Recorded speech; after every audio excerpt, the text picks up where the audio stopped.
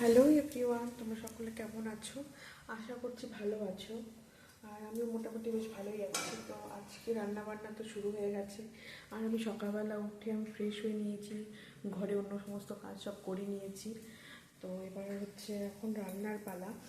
তো আমি এখন ভাবছি হচ্ছে কুমড়ো ভাজা। দেখতেই পাচ্ছি যে কুমড়ো ভাজা, আর এখানে কিছু ডালের বড়ি ভাজা করেছি। আর এই যেখানে কুমড়ো ভাজা হচ্ছে, যে কালকে পটলের যে ব্যাটারটা বেঁচে গেছিলো সেই ব্যাটারটা দিয়ে আর কি বানিয়ে নিচ্ছি যে কুমড়ো ভাজা। আর আর একটা যে সবজি মতো করবো, পাঁচ পেঁচে সবজি মতো, সবজি সব কেটে নিয়েছি। আর করব এই যে এই শাকটা, আলু দিয়ে একটু শাক ছিল, তো এটা ভাজা করব। তো আমার কথা হলো যে যদি আমাদের ভিডিওগুলো আমার ডেইলি লাইফস্টাইলের ভিডিওগুলো যদি আমাদের ভালো লেগে থাকে, তো অবশ্যই সাবস্ক্রাইব করো। আর কমেন্টে জানিয়ে দিও যে কোনটা ভালো লাগছে, কি ভালো লাগছে আমার বিষয়ে করতে পারো, কমেন্টে বলতে পারো। আর আরেকটা কথা আমি তোমাদের বলে রাখি, আমি আমি চ্যানেলটা কেন করেছি, কি বিষয়ে আমি পোস্ট করব, কেন চ্যানেলটা করা হলো, সে বিষয়ে আমি একটা ভিডিও আমি ইউটিউবে পোস্ট করব। তো তোমরা সেটা দেখতে পারো, তাহলে বুঝতে পারবে যে তোমরা আমার ভিডিও কেন দেখবে এবং তার থেকে কী তোমাদের কি উপকার হবে বা কি তুমি লাভ পাবে এখান থেকে।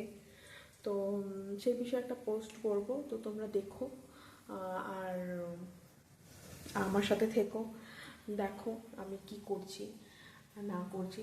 আর আমার যেটা আমি তোমাদের বললাম যে আমি একটা ভিডিও পোস্ট করব, সেখানে আমি আমার চ্যানেলের বিষয়ে, আমার পার্সোনাল লাইফ বিষয়ে কিছু যেগুলো জানাতে হয় সেটুকু আমি জানিয়ে দেবো। তাতে তোমাদের সুবিধা হবে যে আমি আমার বিষয়ে তোমরা জানতে পারবে। তো ঠিক আছে, চলো দেখতে থাকো আর আমার পাশে থাকো, দেখা হচ্ছে।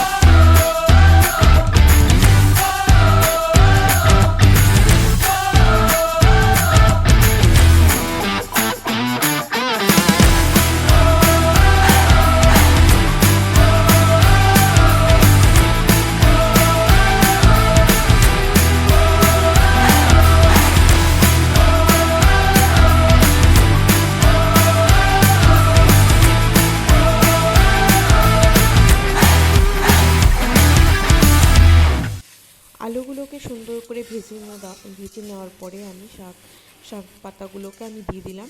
কারণ শাকটা যদি আগে দিয়ে দিতাম তাহলে শাক আগে হয়ে যেত, কিন্তু আলু সিদ্ধ হতো না বা ভাজা হতো না। তাই জন্য আলুটাকে ভালো করে ফ্রাই করে নেওয়ার পরে শাকটা আমি দিয়ে দিলাম।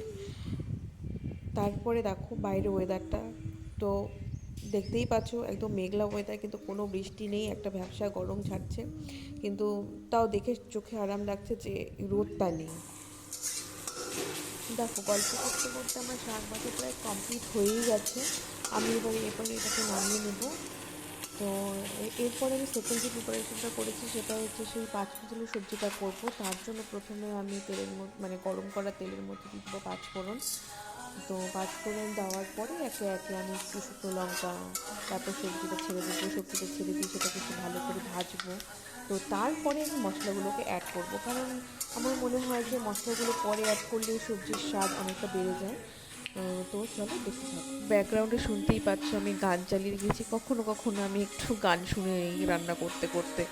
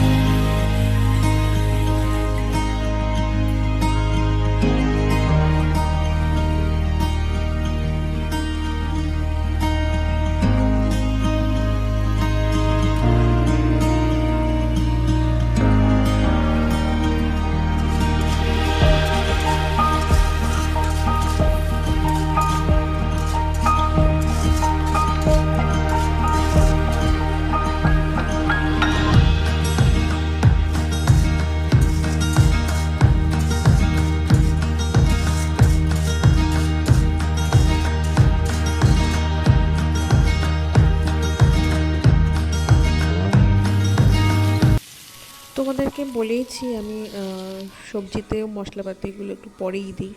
তো সেই মতো আমি নুন হলুদ দিয়ে ভেজে নেওয়ার পরে আমি কাঁচা লঙ্কাগুলোকে দিয়ে দিলাম। এবার কাঁচা লঙ্কার সাথে ভালো করে কাঁচা লঙ্কাটাও একটু ফ্রাই হতে দেবো। ফ্রাই দেওয়ার পরে যে বড়িগুলো দেওয়া ছিল সেগুলো আমি কিন্তু এর মধ্যে অ্যাড করে দিয়েছি। তো বড়িগুলো অ্যাড করে দিয়ে তারপরে একটু ভেজে নিয়ে একটু জল দিয়ে দিলাম। জল দিয়ে এবার আমি একটু নেড়ে চেড়ে ঢাকা দিয়ে দেবো, কারণ ঢাকা দিয়ে রান্না করলে তরকারির স্বাদ আরও বেশি বেড়ে যায়, আর সিদ্ধটাও তাড়াতাড়ি হয়ে যায়, তাড়াতাড়ি নরম হয়ে যায়। তো দেখো আমি এরপরে ঢাকা দিয়ে কিছুক্ষণ এটাকে এখন রান্না করব।